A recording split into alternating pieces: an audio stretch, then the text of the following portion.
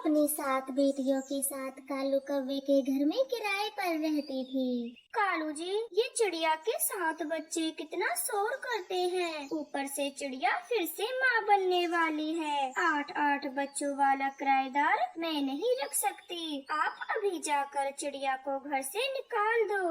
मुनमुन चिड़िया, आप मेरा घोंसला खाली कर दें। लेकिन कौवे भैया, मैं ऐसे मौसम में अपनी बच्चियों को लेकर कहाँ जाऊंगी? आप ही कुछ बताएं। मेरी ओर से तो कहीं भी जाओ, लेकिन मेरा घोंसला खाली करो। चिड़िया कालू कौवे से खूब मिन्नतें करती है, लेकिन कालू कौवा नहीं मानता और उसे घर से बाहर निकाल देता है।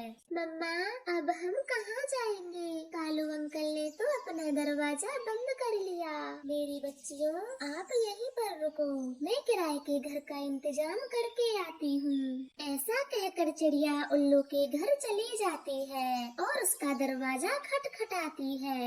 उल्लू भाई, आपके घर में कोई घोंसला खाली है तो मुझे किराए पर दे दें। हाँ चिड़िया, मेरा एक घोंसला खाली है, आप उसमें रह सकते हैं। ठीक है उल्लू भैया, मैं अभी जाकर अपने बच्चों को ले आती हूँ। फिर मुनमुन चिड़िया अपने बच्चों को लेने चली जाती है। बच्चों, जल्दी चलो, किराए पर खाली घोंसला मिल गया। सारे बच्चे खुशी खुशी अपनी मम्मा के साथ जाने लगते हैं।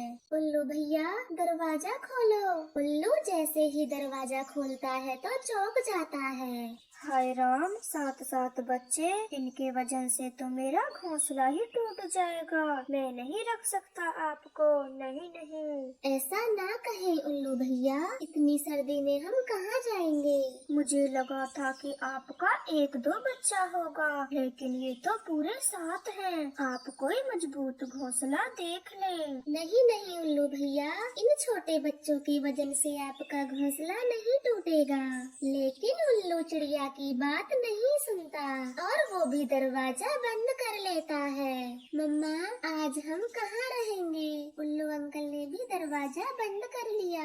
चिंता ना करे मेरे बच्चों, अभी शाम होने में समय है। मैं तब तक रहने के लिए कोई घर ढूंढ लूंगी। ऐसा कहकर चिड़िया अपनी मुँह बोली चाची के घर चली जाती है और उसका दरवाजा भी खटखटाती है। चाची, दरवाजा खोलो।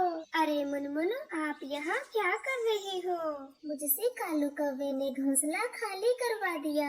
अब रहने के लिए कोई घोंसला नहीं मिल रहा, तो मैं आपके पास रहने आई हूँ। मुनमुन, मैं तुझे घर में जरूर रख लेती, लेकिन मेरा घर बहुत पुराना है, लकड़ियाँ भी टूट टूट कर गिरती हैं। ऐसे कहकर मुनमुन की चाची अपना दरवाजा बंद कर लेती है और चिड़िया बहुत परेशान थी। अगर कोई घर नहीं मिला तो रात कहाँ बिताऊंगी? बारिशों का मौसम है, ऐसे में मेरी बच्चियाँ ठंड से मर जाएंगी। ऐसे सोचकर चिड़िया 1-2 घर और जाती है, लेकिन उसे कोई खाली घोंसला नहीं देता। मम्मा, अब तो रात भी हो गई है, लेकिन अभी तक घर नहीं मिला। अब हम कहाँ जाएंगे? चिड़िया बहुत दुखी हो जाती है। तभी उसकी नजर पास में खड़े केले के पेड़ पर जाती है और वह उससे बड़े बड़े पत्ते तोड़ लेती है।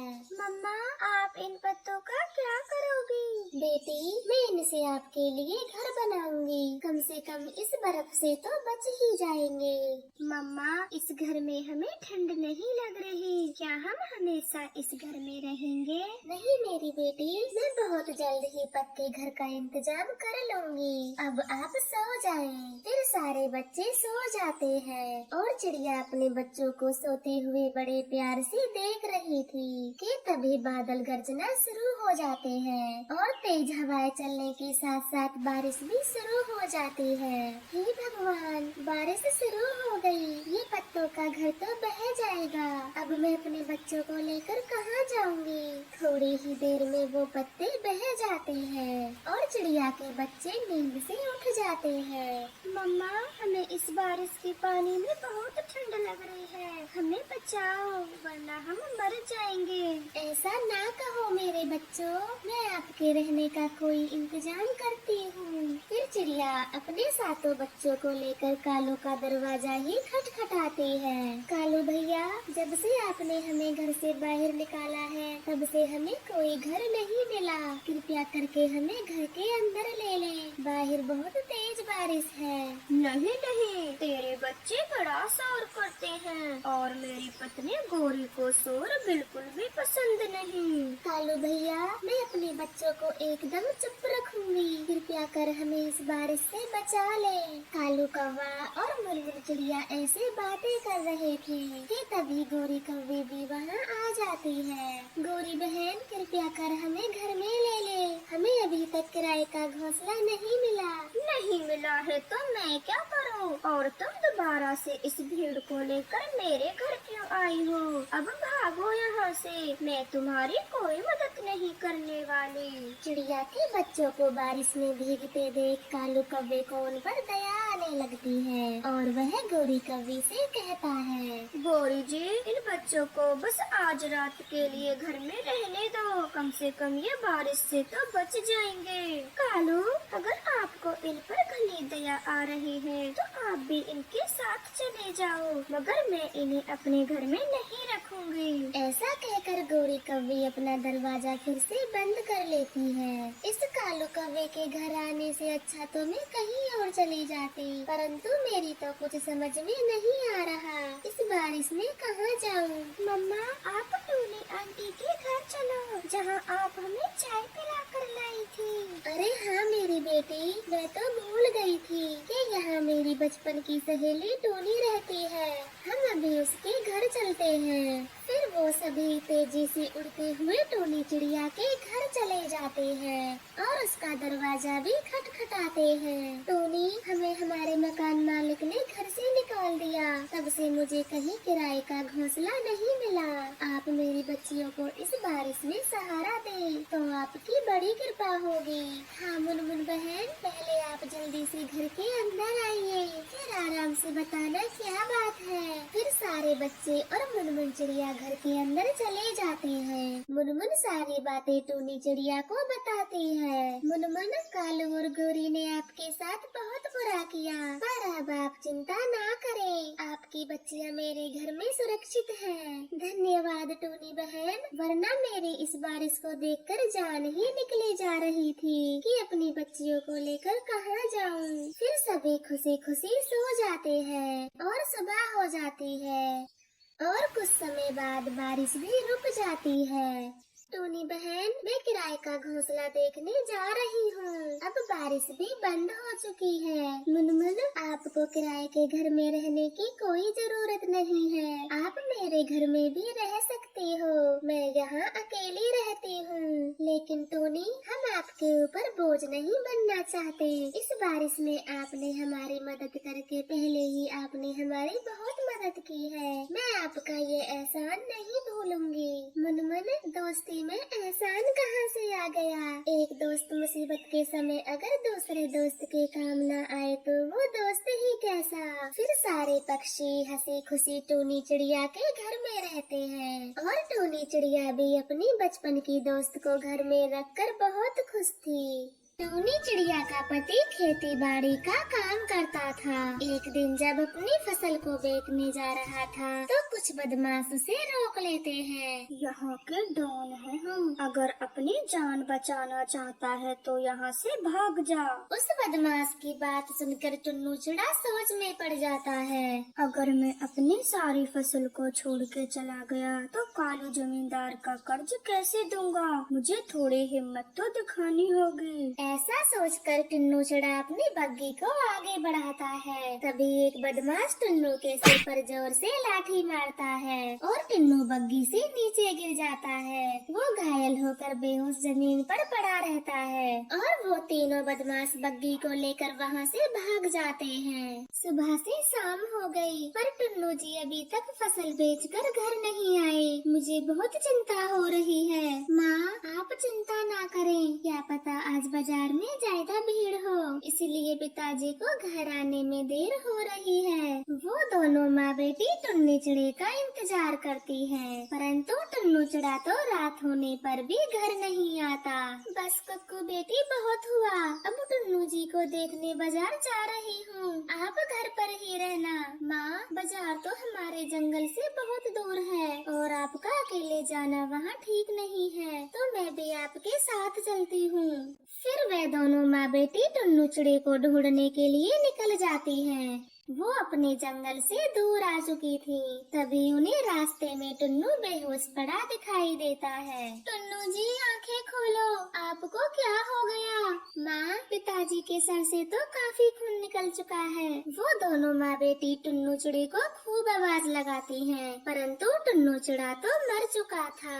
बेचारी दोनों माँ बेटी सुबह होने तक रोती रहती हैं। तभी कालू जमींदार उनके घर आता है। टोनी चिड़िया, तुम्हारे पति ने कहा था कि फसल बेच के सारे रुपए दे दूंगा, अब कहाँ है वो? कालू जमींदार जी, कल टुन्नू जी फसल बेचने के लिए बाजार गए थे, परंतु रास्ते में न जाने उन्हें क्या हुआ जिससे उनकी मौत हो गई। क्या कहा? टुन्नू चिड़े की मौत हो गई है? तो वो सारी की सारी फसल कहाँ है? वो फसल मुझे दे दो, मैं बेच के अपने पैसे ले लूँगा।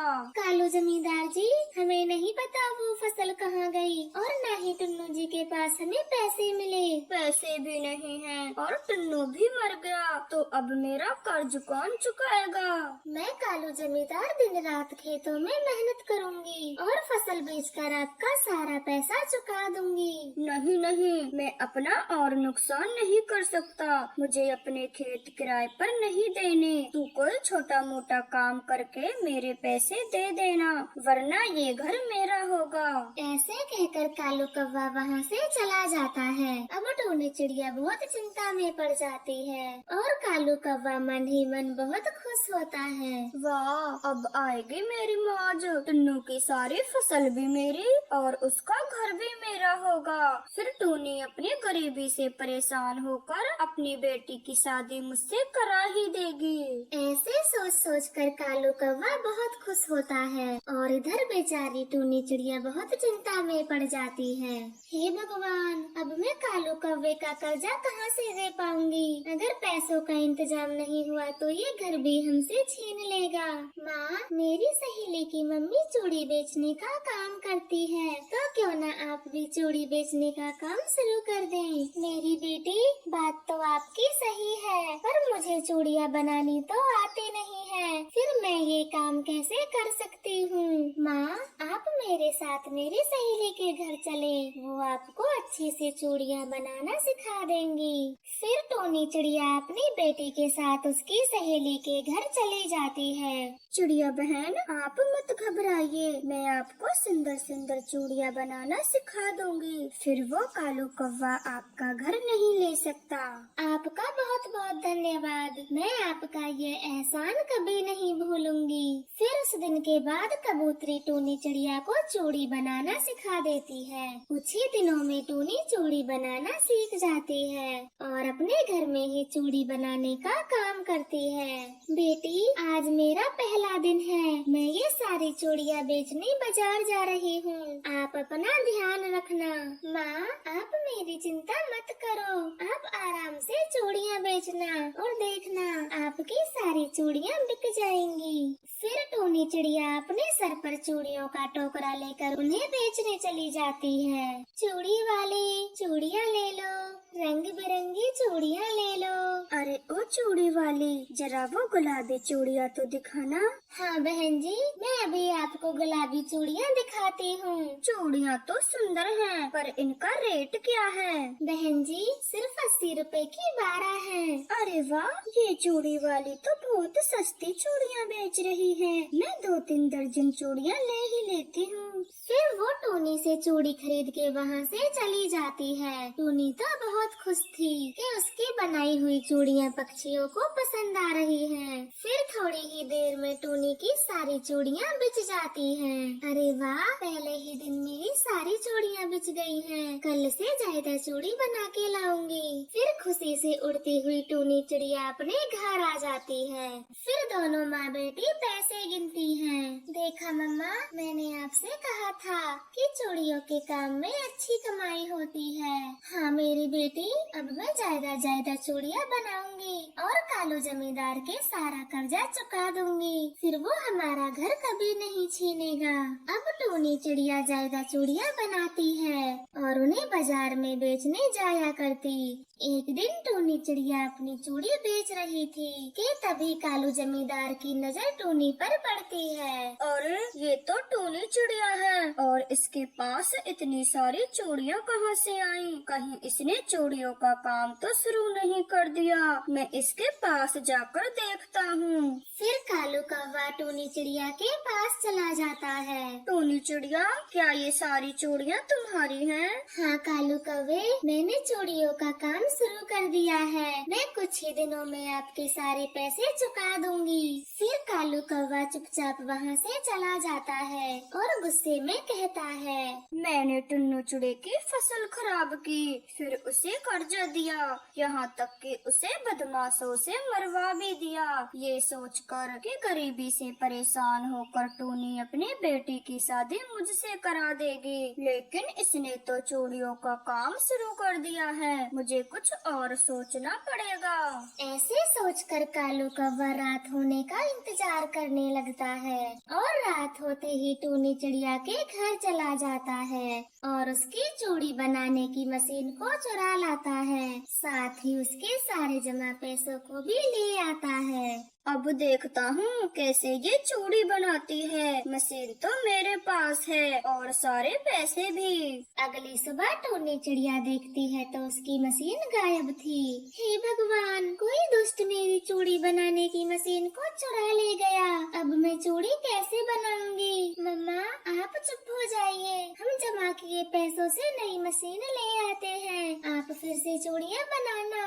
फिर टूनी चिड़िया अपने जमा किए हुए पैसों को देखती है, परंतु वहाँ पर तो एक भी पैसा नहीं था। बेटी, वो दुष्ट तो हमारे पैसों को भी चुरा ले गया। अब हम नई मशीन कहाँ से लाएंगे? माँ, आप कालू जमींदार के कुछ पैसे उधार ले लें, फिर नई मशीन खरीद लेना। अपनी बेटी की बात टूनी चिड़िया को सही लगती है और वह कालू जमींदार के घर चली जाती है और उसे सारी बातें बताती है। नहीं नहीं टूनी चिड़िया, मैं आपको एक भी पैसा नहीं दे सकता। पहले मेरा सारा कर्ज चुका दो जो तुमने ले रखा है। कालू जमींदार, अगर आप मुझे थोड़े पैसे उधार दे देंगे तो मैं चूड़ी बनाने की मशीन ले आऊंगी, फिर आपका सारा कर्जा चुका दूंगी। नहीं नहीं, आप कैसे भी करके मेरा पहले का कर्जा चुका दो। मैं आपको और पैसे नहीं दे सकता। कालू की यह बात सुनकर टूनी चिड़िया वहाँ से चली जाती है। मैं इस चिड़िया का पीछा करता हूँ कि अब कौन इसकी मदद करता है। अगर ये दोबारा से मशीन ले भी आई तो मैं फिर से उसे चुरा लूंगा।